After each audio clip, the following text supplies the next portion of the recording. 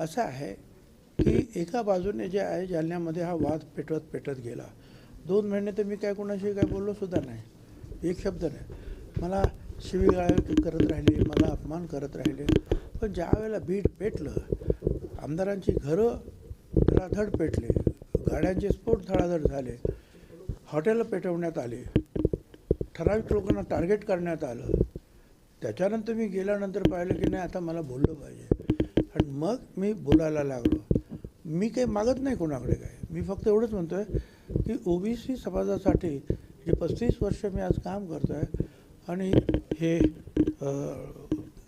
आरक्षण त्यांना देण्यासाठी आणि त्यांच्या भल्यासाठी जे काही काम मी राजकीय आणि सामाजिक दृष्टीने करतो आहे ते आमचं शाबूत राहावं एवढंच माझं म्हणणं आहे. सर, मुख्यमंत्री मी काहीही मागत नाही. मी फक्त माझं आहे आमच्या ओबीसींचं, मागासवर्गीयांचं त्यांना